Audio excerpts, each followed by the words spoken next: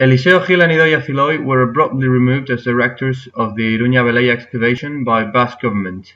They were also taken to court. Do you think that their excavation methodology at Iruña-Veleia archaeological site was appropriate? Absolutely.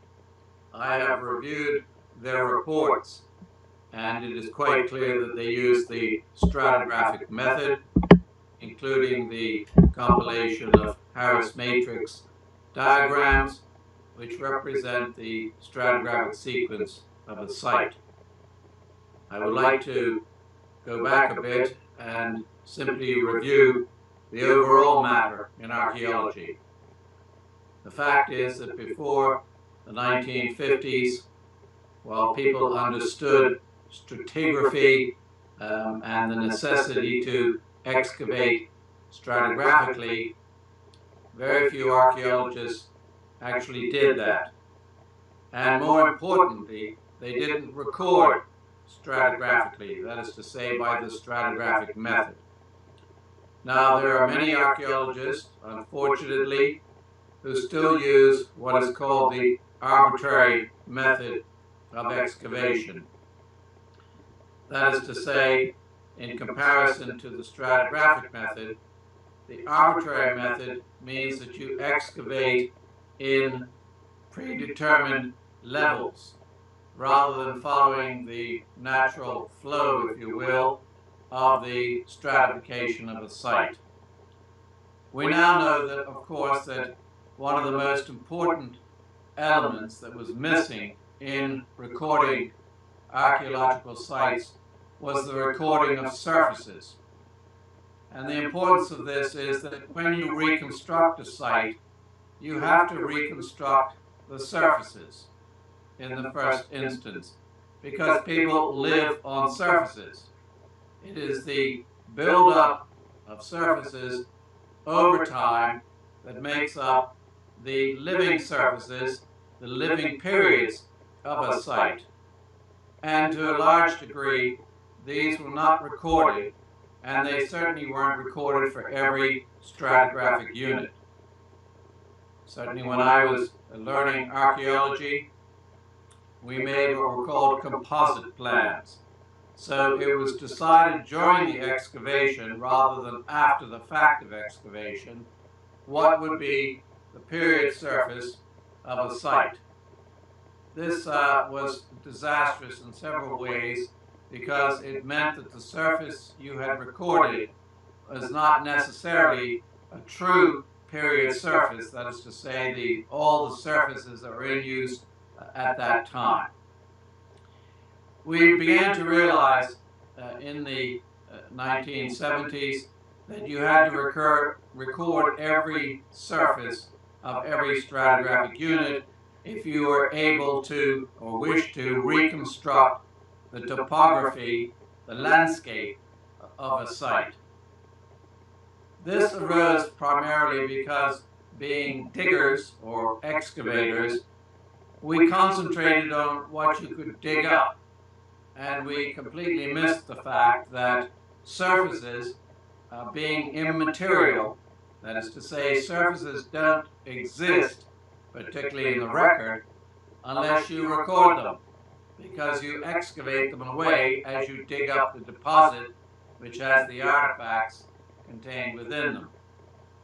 So if one looks back over the years, one can say that many or most excavations around the world prior to the 1950s, even 60s, you cannot reconstruct the site. You cannot reconstruct the experiment, if you will, which is what you should be able to do, because of course future archaeologists will come back and look at earlier excavations and their records and make different determinations on the periodization of the site. Now, any such later analysis does not change the stratigraphic sequence of the site as found by the first excavator.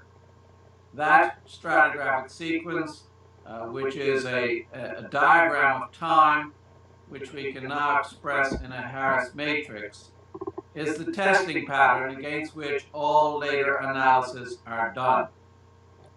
when it comes to the work in the Basque Country done recently and which has led to claims of forgery, it is quite clear that the archaeologists used the stratigraphic method, which is the only method that one should use in excavating archaeological sites. This is not a question of having two cases to answer, that both sides could be right, the people who excavate arbitrarily and people who don't excavate but excavate stratigraphically somehow both have a valid case. This is not the case, particularly where you have complex, that is to say, many thousands of units of stratifications, such as Iruña-Veleia. I examined the reports done by the archaeologists who are now, in my view, falsely accused of forging artifacts.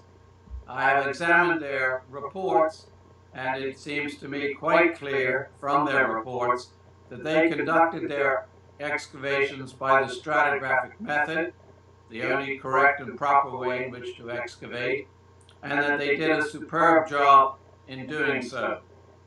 This is apparent through the photographs in the excavations, the compilation of their stratigraphic sequences done during the course of excavation, and other information contained in the reports that made it quite clear that these two archaeologists knew exactly what they were doing and that they did it correct and properly.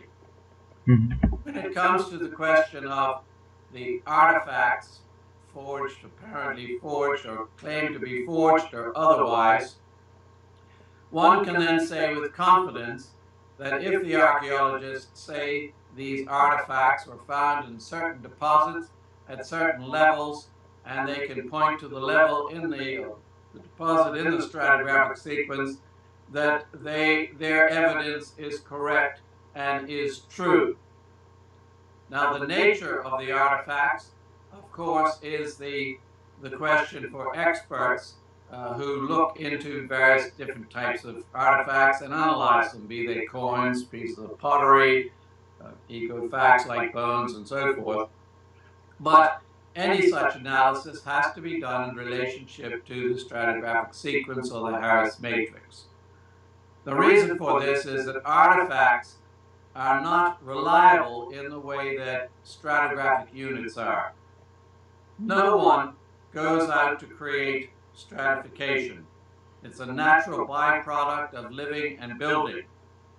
And so if you get that right, and you isolate the artifacts to the deposits in which they're found, you then have the unique stratigraphic sequence, which you can consider in a way as a sort of DNA model for every site, and every site has a unique one. You can then analyze the artifacts to decide whether, within the context of the deposit they're in, whether they're contemporary with it, or whether they're contamination that may have got into the deposit by tree roots or whatever other source, or whether they're residual, that is to say, someone excavated material near the site the archaeologists are working on in the past, and they redeposited that material while making new stratification or new deposits or building a new house, and therefore earlier artifacts have gotten into later deposits. But this is the purpose of stratification and doing the stratigraphic method, because it provides the testing pattern and the check against the evidence of the artifacts. If in some deposits you looked at artifacts in isolation, that is to say, just in relationship to the deposit in which they were found, you might make a claim for the date of that deposit, which is completely erroneous, because the artifacts are contamination or they're residual, so they're much earlier than the deposit. But this is one of the major issues that archaeologists have to sort out. So I have every confidence that the archaeologists who are now accused falsely, in my view, of forgery, carried out their excavations in the best stratigraphic methods available at the time. Okay, so other archaeologists from Basque Country University had previously been in charge of this excavation from 1987 to 1993, before Idoia and Eliseo were appointed. In this period, Harris matrix wasn't used for strata timing because, in terms of Professor Azcárate, director, it wasn't useful. This previous excavation uh, has officially accused Eliseo and Idoia of using a bad stratification methodology. Is that what you were talking about? Could you give an opinion on that? I would disagree with such a statement.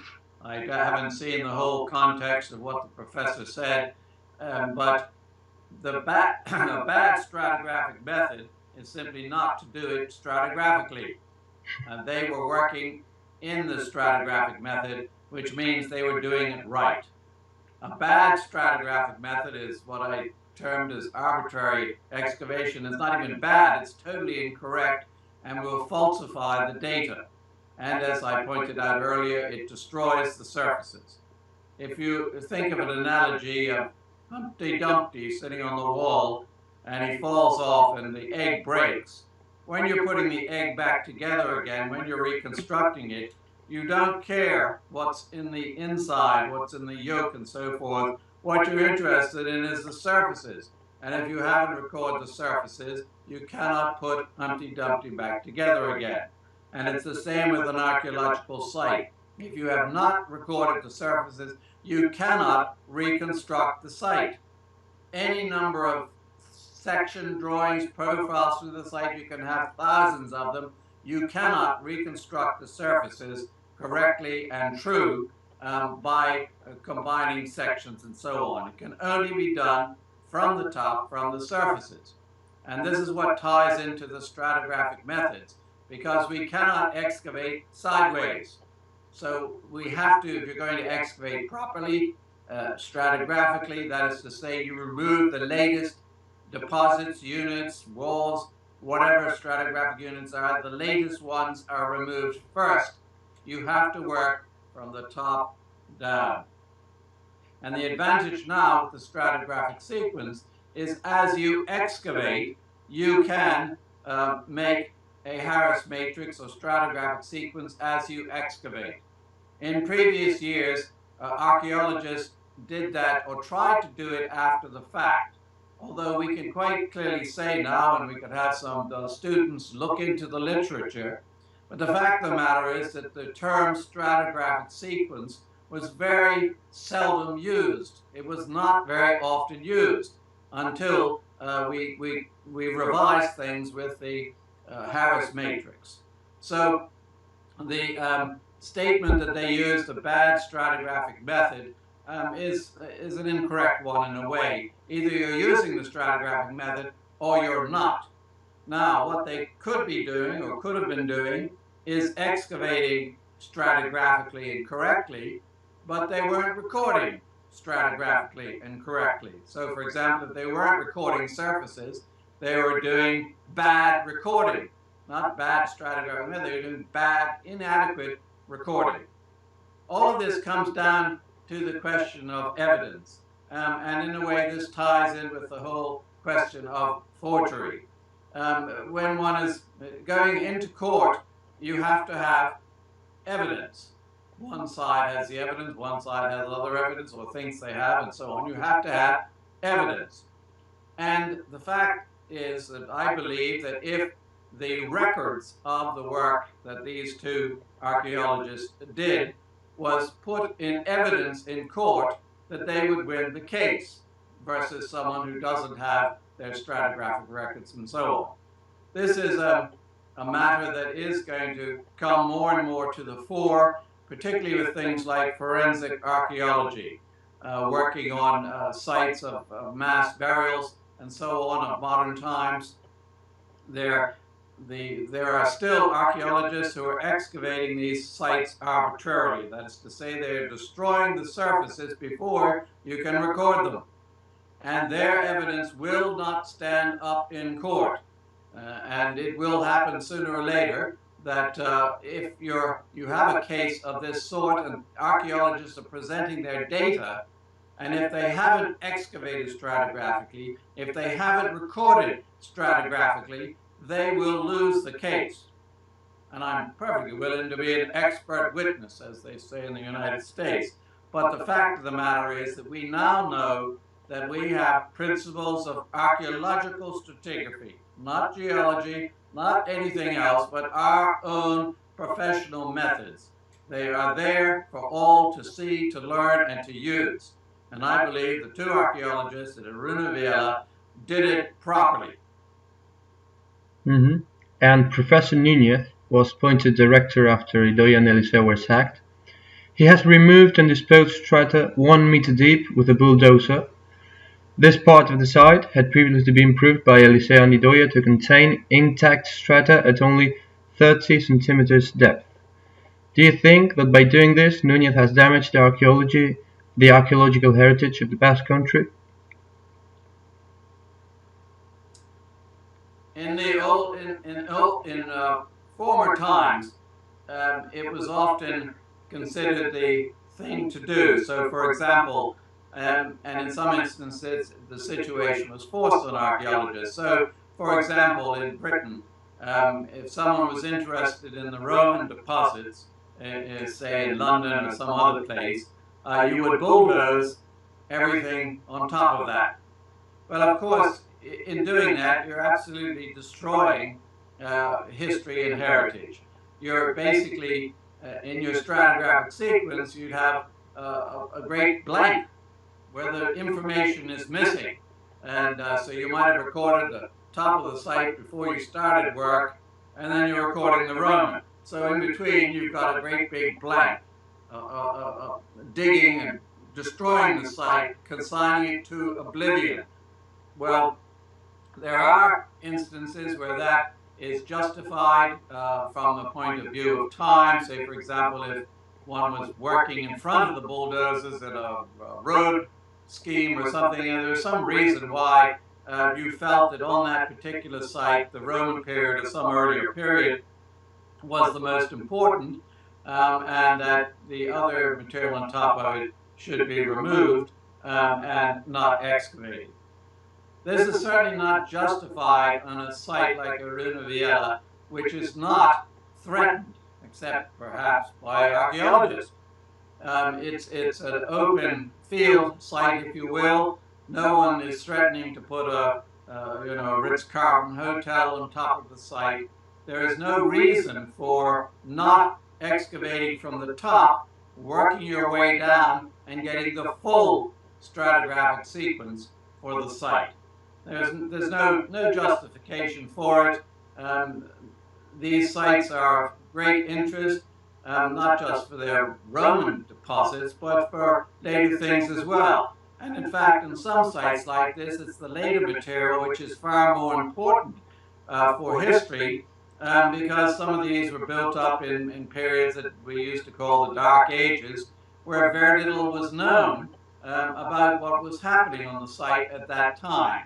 So if you're going to do your job correctly on a site that's unprotected, you start excavating at the top, at the grass, and you excavate everything. And that way you get a complete stratigraphic sequence.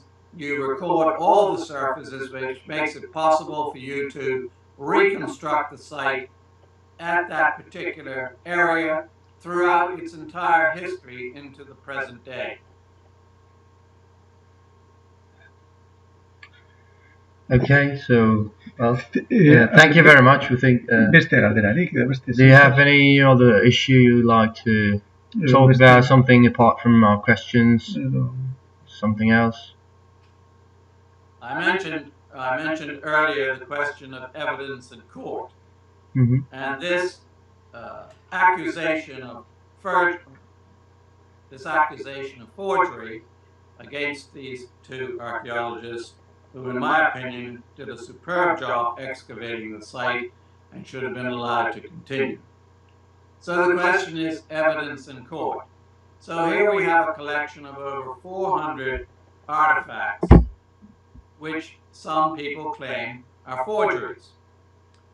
that claim is based upon the fact that their interpretation of the evidence of the artifacts, or in this case, the writing and graffiti and various things contained on the artifacts, is a forgery because it doesn't agree with the present known knowledge related to whatever the iconography or whatever the graffiti is suggesting in those artifacts. This is unfortunately the easy way out. That is to say, if it doesn't agree with what you think or what established scholarly information suggests at the time, you don't declare it a forgery. You try and explain why this information is not in sync with pre-existing conceptions or preconceptions of the period to which the artifacts relate. And I think this is a major mistake on the part of anyone, because you're accusing people of committing a crime instead of looking at the evidence to see why the evidence doesn't fit with accepted notions of past history or whatever it might be, and trying then to explain how, in fact, these pieces of pottery may expand our understanding of those periods to which they relate. The other aspect of the whole matter is the question of motive. And by that, it's a very simple legal matter. If somebody is murdered by someone else, the main question that the authorities ask is, what is the motive? Why did they do this? Now, they might have been insane. They might have been jealous lover, whatever. What is the motive? Or they killed for money. They were going to inherit the insurance policy of the estate, whatever. Motive, motive, motive. So in thinking of what has happened in this particular case, one is at a loss to figure out what motive the archaeologists could possibly have in forging, they're accused of, in forging 400 artifacts. What motive could they possibly have? Were they going to become the top archaeologists in the whole of Europe? Were they going to make a lot of money? What was the motive if they did it? And I think this is the question that has to be answered by the accusers. What is their motive? Are they going to become very famous archaeologists? Now, there's very little money in archaeology, as one knows, unless you become an Indiana Jones and can make a movie or whatever. You get paid for other things. So I cannot understand what the motive would have been. Not only that, I'm not an expert in those particular types of artifacts or the things contained within them that seem to upset some people. But it all comes down to the fact that, let's say, for some reason, the motive was that they were going to become very rich, or they were going to have the top professorial jobs in the Basque Country. And even that is, not necessarily a great crown to be looking for. And so why would they go to the trouble of forging 400 individual things without a motive, without a goal to achieve, knowing full well, if you were forging it, that the forgeries were going to upset some very powerful people and upset preconceptions about Basque history or whatever preconceptions there were that upset people enough to accuse them of forgery. So motive, it seems to be entirely missing, and I think a judge in the court would agree there is no motive for this, and so how can you support a charge of murder or forgery? The other aspect of it is reading some of the material is that these two archaeologists must be absolute geniuses. My understanding is that the range of material in these pieces of pottery is quite great. Different languages, different iconography, different symbolism, all sorts of things. In other words, it wasn't all in Old Latin. It was in various other things. So if they did forge these, I think they should be given a reward, because they would absolutely have to be complete and utter geniuses to make up, to forge, to make up, to invent all of these different symbols and meanings and things that lead to different interpretation of this material. So on one hand, they would have been scholars of the most utter brilliance, and at the same time, they have no motive for doing it except to bring down the whole house on top of them, which is what has happened. So it's a most curious case.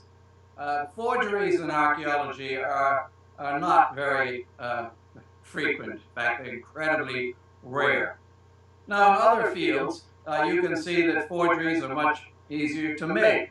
I mean, if I was a brilliant oil painter, and I could go to Madrid or wherever and take a picture of El Greco's painting and go to my warehouse and make a forgery. And it could look exactly like the original, except the pigments were modern and so forth, but I could make one that looks just like his painting. And I would be a complete genius, as he was, whatever, and I might get away with it. Highly unlikely, of course, because the experts would be pouncing on you to determine what type of canvas it was painted on, what type of pigments there were, whether there was any varnish that was of age on top of it.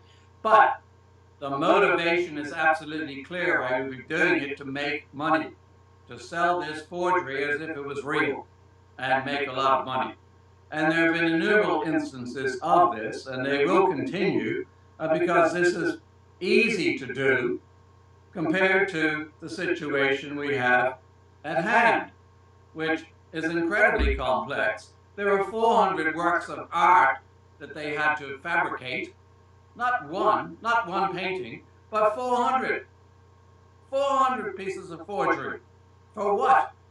If there was some great symbolic act or thing to do with this type of material, they probably could have done one. But why did they do 400? I'm not saying they did. I'm just saying, what is the reason for doing this? What is the intelligence and abilities to do it? And what is the motive? And I would submit to you that these two archaeologists who have been vilified out of court, claimed guilty without a trial, did not have the ability to do this, and they had absolutely no motive whatsoever to create these forgeries.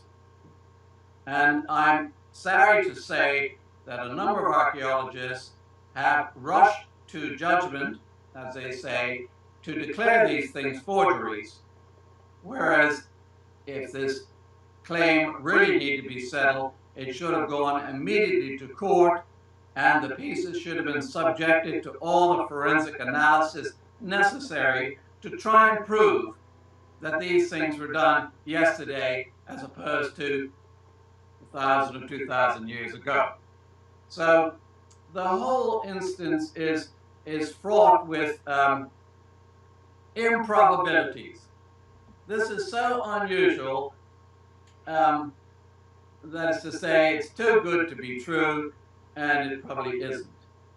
And it's just a pity that in an academic world where we should be able to resolve these matters without trying to destroy people's careers, that the situation has come to pass and is now, whatever it is, 5 or 7 years old, And these two archaeologists, who in my opinion were superb excavators, which many archaeologists are not, possibly including some of the experts who are experts in artifacts, but many experts in artifacts should never be let anywhere near an archaeological site because they cannot excavate properly. And many of them know that, and they don't excavate. But at the end of the day, I can see no motive whatsoever for this apparent crime. If it was done to advance one's career, it was totally unnecessary. One's career would advance based upon the fact that they did a superb job excavating the site, recovering the information, not bulldozing it, recovering the information, recording it so it is there for posterity. In other words, they found and recorded heritage and history. They didn't dig a hole into oblivion, which many archaeologists have done in the past, and some continue to do so because they do not follow the stratigraphic method. I would also like to say that, of course, the stratigraphic method, following the laying all of these things out in the little book, Principles of Archaeological Stratigraphy, which is available in Spanish and all sorts of other languages now. There's no excuse to say you didn't know.